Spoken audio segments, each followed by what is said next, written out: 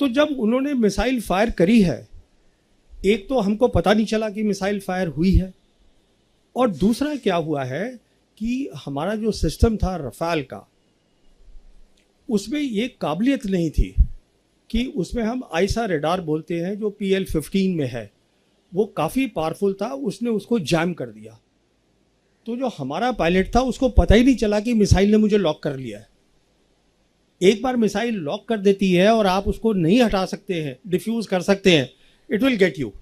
Operation Sindoor के बाद क्या हुआ, but let me say a few military things also, जिससे we understand the operation Sindoor better. तो इसमें मैं आपको 3 बातें बताना चाहूँगा मिलिट्री वाली। पहली बात, starting from the first war of Kashmir, जब लड़ाई हुई हिंदुस्तान पाकिस्तान की, एक सीज फायर लाइन बनी थी 1 जनवरी 49 को। उसके बाद हमने जंग लड़ी पाकिस्तान के साथ, 65 की लड़ी, 71 की लड़ी। See don't worry about Bangladesh, Bangladesh was a gone case for east Pakistan, for Pakistan, because east Pakistan जो था in any case was 1,200 kilometers across India. There is no way they could have brought their operational logistics there for war. वो नहीं हो सकता था, वो तो जाना ही था। बट इम्पॉर्टेंट बात ये है, किसी भी जंग में हम वो मिलिट्री लाइन को ऑब्लिटरेट कर ही नहीं पाए। जो सीज फायर लाइन थी आज वो कायम है with a new name, line of control. तो हमें क्या करना चाहिए था, हमें ये करना चाहिए था कि 1990 में जब प्रॉब्लम शुरू हुई कश्मीर की, जब पाकिस्तान ने प्रॉक्सी वॉर अपनी शुरू करी, हमको अपनी कन्वेंशनल कैपेबिलिटी बनानी चाहिए थी। अगर हम अपनी कन्वेंशनल वॉर कैपेबिलिटी बढ़ाते, that would have deterred Pakistan. हमने वो नहीं किया 35 साल। तो एक जो मिलिट्री इशू था प्रॉक्सी वॉर का, proxy war is a military issue, जिसको आपको मिलिट्री मीन से खत्म करना था by building a capability that would deter Pakistan और tell Pakistan that look there will be a problem if you continue with what you are doing. We never did that. Now with the coming of the Modi government, obviously it has been elevated to a higher level.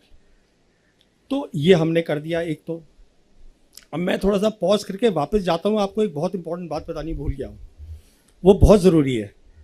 वो बात ये है कि 5 अगस्त 2019 को हमने 370 हटाया, बिना सोचे समझे कि इसका सिक्योरिटी इम्प्लीकेशन क्या है, वो मैं आपको बताना चाहता हूँ। हुआ क्या कि 6 अगस्त को पार्लियामेंट में union home minister Amit Shah ने कहा कि we will be making now the state of Jammu and Kashmir into 2 union territories. उसमें पाकिस्तान ऑक्यूपाइड कश्मीर और गिलगित बल्टिस्तान हिस्सा होगा, union territory of Jammu and Kashmir, Aksai Chin हिस्सा होगा लद्दाख यूनियन टेरिटरी की, लद्दाख की। The same day Chinese rejected that, they protested, they said Aksai Chin is with us, it was always with us, you can't show it on your maps, new maps as part of the Ladakh union territory. 11 अगस्त को 2019 Jaishankar as the external affairs minister, he traveled to China to meet up with his counterpart Wang Yi to explain to him that look, we have made the maps, but it does not change our position on the ground as far as line of actual control is concerned. China rejected that suggestion. Meanwhile, 370 जब हटा तो पाकिस्तान में भी खलबली मची। The then Prime Minister Imran Khan and the Army Chief Bajwa, General Bajwa, they both went to China to confabulate with the leadership there. Xi Jinping gave personal time to General Bajwa और उन्होंने general Bajwa को ये कहा कि आप development पे focus करिए। मुझे ये बात ऐसे पता है कि अप्रैल 2022 में पाकिस्तान की जो सरकार थी उस समय इमरान खान की, they release the first national security policy and I was one Indian they had invited there. तो वहाँ प्राइम मिनिस्टर भी बोले, वहाँ आर्मी चीफ भी बोले, उसके बाद आर्मी चीफ और मेरी बातचीत हुई।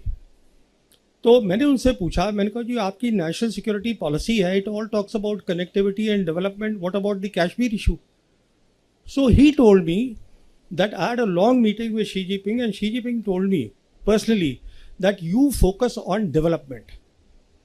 what Bajwa did not tell me is that Xi Jinping also told him, जहाँ तक सिक्योरिटी का ताल्लुक है पाकिस्तान की, we take responsibility for that. तो हुआ क्या, अगर हम लोगों ने ध्यान से देखा होता तो दो चीज़ें होनी शुरू हो गई 2019 से. On the political side, the entire Chinese leadership, Xi Jinping downwards, they kept saying that we will support Pakistan security and sovereignty. खुलेआम बोलते थे वो, हमने उसको नज़रअंदाज किया. दूसरी तरफ the Pakistan Air Force and the PLA Air Force, they started doing advanced exercises 2019 से शुरू कर दी. काराकोरम में करते थे, वो जो हमारा कॉम्बैट एरिया वहाँ उन्होंने शुरू करा, हमने उसको ध्यान ही नहीं दिया. नॉट ओनली दैट, उस समय से क्या देखा हमने 2021 के अंदर, उन्होंने पाकिस्तानी ऑफिसर्स को अपनी वेस्टर्न थिएटर कमांड में एम्बेड कर लिया. Western theatre command is responsible for Arunachal Pradesh. कहने का मतलब ये है, जो उनके इंपॉर्टेंट जितने भी मिलिट्री ऑर्गेनाइजेशन थे वो उसका हिस्सा बना लिया उनको, so that they better understand how to tackle India. हमने सब चीज़ को देखा ही नहीं बिल्कुल. तो सिचुएशन ये है कि हमें एक बात समझ में नहीं आई हमारी मिलिट्री लीडरशिप को, कि it is no longer after 5th August 2019 about India Pakistan. It is no longer about a two-front war. China आपसे लड़ाई नहीं लड़ेगा, उसको ज़रूरत ही नहीं है लड़ाई लड़ने की. It was since then about one front reinforced war, जो मैं 2019 से अपनी 2 किताबों में लिख चुका हूँ. Basically what meant that was, I explain that this is the term that I coined, and I said what this is, you will fight with Pakistan, but China will be helping Pakistan to the hilt without showing its hand. इस लड़ाई की आप तैयारी करिएगा. But हमारा वो narrative था, हमने उसको कायम रखा. तो अभी आपको एक ओवरऑल सिचुएशन मैंने बता दी है कि ये था बैकग्राउंड उसका सिंदूर का. अब होता है ऑपरेशन सिंदूर. ऑपरेशन सिंदूर की 3 खास बातें मैं आपको बताना चाहता हूँ. पहली बात, आवर रिस्पॉन्स वॉज डिसप्रपोर्शनेट. एक टेरर अटैक हुआ, हमने उसको जवाब दिया with a conventional war, that too at the highest level. Hindustan और पाकिस्तान के बीच में the 2 air forces will lead the war, period. और ये हमने पहली बार नहीं किया, हमने किया था बालाकोट में पहली बार 2019 में, and we expose the limitations of the Indian air force. मिसाल के तौर पर हमने बालाकोट में हमारी एयरफोर्स ने ऑपरेशन बंदर करा, चुपके से जाकर. वी कॉट देम अनअवेयर, उनके रडार्स बंद थे. We cross the their air space और हम अपना BVR छोड़कर आ गए. Next morning they retorted, they came back to us with a response which is what they call the Operation Swift Retort. याद होगा आप लोगों को, दिन के टाइम उन्होंने किया. और उनका फोकस क्या था? उनका फोकस था military targets, not non military targets. आप कभी एयरफोर्स नॉन मिलिट्री टारगेट्स पे इस्तेमाल नहीं करते बाबा. उनका फोकस था मिलिट्री टारगेट. और उन्होंने क्या देखा, हमारी इलेक्ट्रॉनिक वॉरफेयर बहुत कमज़ोर थी. सिंपल वर्ड्स में इलेक्ट्रॉनिक वॉरफेयर का मतलब ये होता है कि काबिलियत की आप दूसरे का कम्युनिकेशन को जैम कर दे. तो हमारे जो ऑफिसर थे उनका कम्युनिकेशन जैम हो गया. He was taken prisoner of war. हम कुछ लेसन नहीं सीखे, बट वो सीख गए कि इलेक्ट्रॉनिक वॉरफेयर पे फोकस करो. This is the key to the modern warfare. Electronic warfare होता है what is called, I won't give a technical explanation, it is something that is called electromagnetic spectrum. बहुत ज़रूरी चीज़ है. होता क्या है कि एटमॉस्फेयर में 7 तरीके की इलेक्ट्रोमैग्नेटिक वेव्स हैं. एक मिसाल के तौर पर है विजिबल लाइट. जैसे आप लोग मुझे देख रहे हैं, मैं आपको देख रहा हूँ, this is only possible because visible light है. सिमिलरली एक एक्सट्रीम पे है उनके रेडियो वेव्स, जिससे हम कम्युनिकेशन करते हैं. एक्सरे होती है जो हमारी एक्सरे मशीन में काम आती हैं. माइक्रोवेव है जो हम माइक्रोवेव चलाते हैं. कहने का मतलब ये है ये जो चीज़ है इलेक्ट्रोमैग्नेटिक स्पेक्ट्रम, अगर आप किसी भी फौज के पास एक काबिलियत है इसमें compete करने की, तो वो लड़ाई जीत जाएगा। दूसरा, अगर उसमें नहीं compete कर जाएगा, वो लड़ाई हार जाएगा। It's simple as that. This is today the crux of the modern warfare, to have a superiority in the electromagnetic spectrum, and the part of that is electronic warfare. How do you jam the communication of the enemy? This is the lesson that they learned. As a consequence of that, देखिए हमने अपनी आंखों पे पट्टी बांध दी। क्यों पट्टी बांधी वो बताता हूं मैं।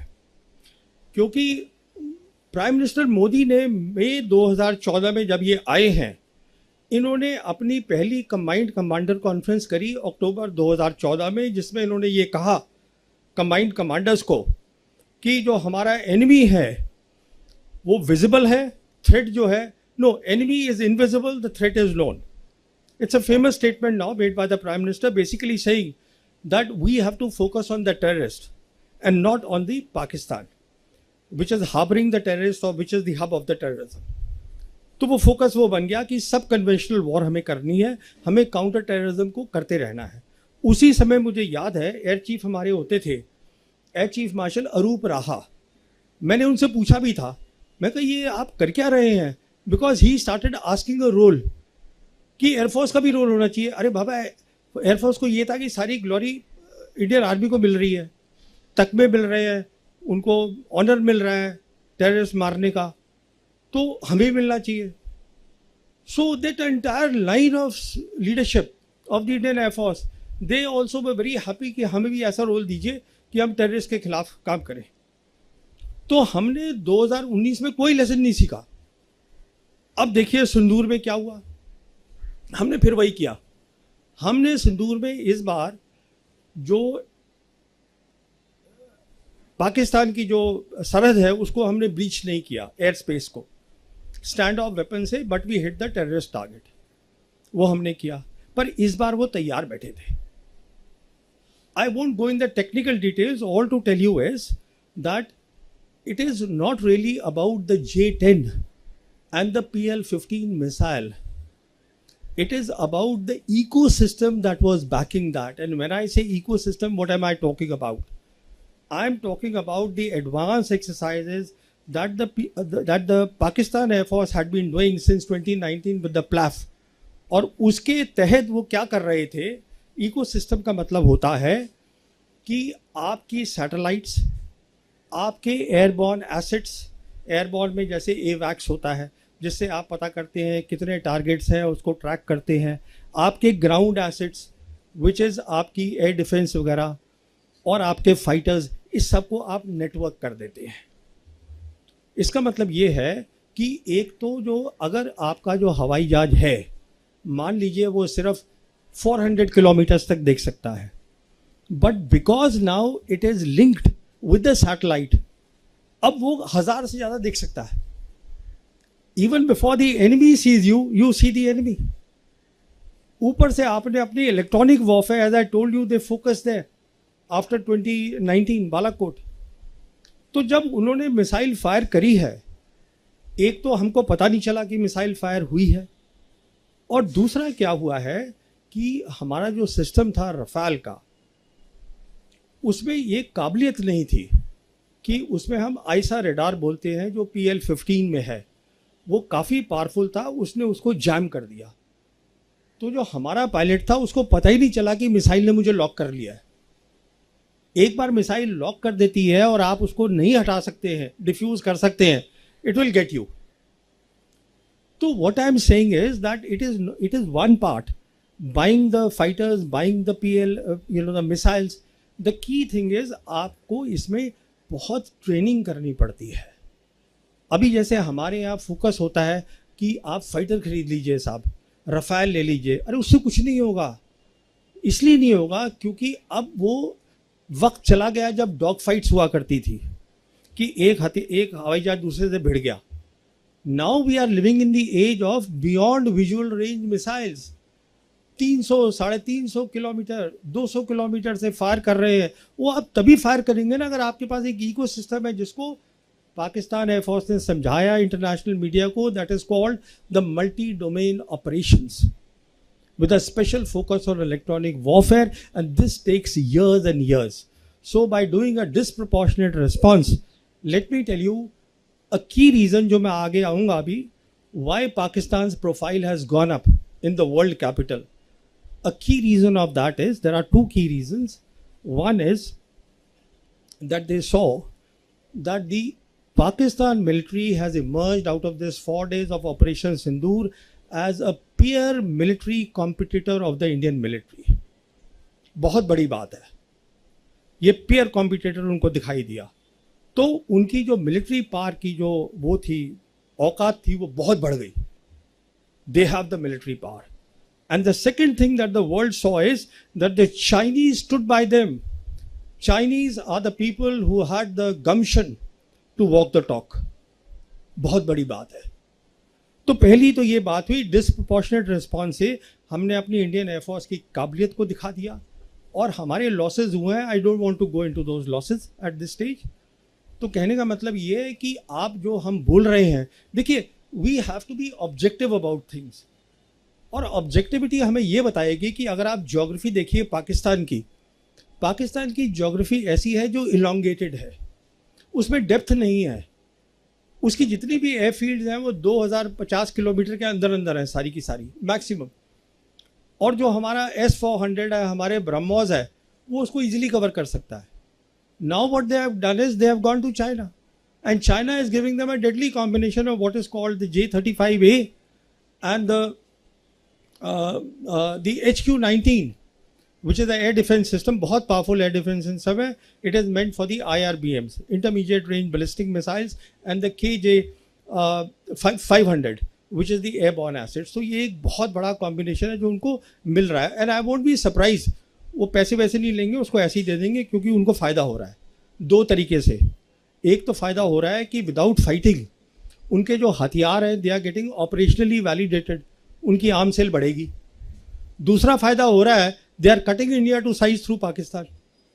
बहुत फ़ायदा है. तो कहने का मतलब ये है, दोनों ने लेसन लड़े हैं, सीखे हैं, पर हमारा लेसन जो है हमें उस पर ध्यान देना है. दूसरी बात, न्यू नॉर्मल क्रिएट करा है. जैसे बताया था अभी कि ये पॉज हुआ है, सीज फायर नहीं है कि जहाँ पर दोनों साइड बैठ के बात करती हैं और तय करती हैं कि ठीक है ये टर्म्स होंगी सीज फायर की. ऐसा कुछ नहीं है, कोई भी साइड इसको लिफ्ट कर सकती है. कहने का मतलब है, we are today living at the age of war. Please understand what I am saying, because we are up against a combination of Pakistan and China, and it's extremely lethal.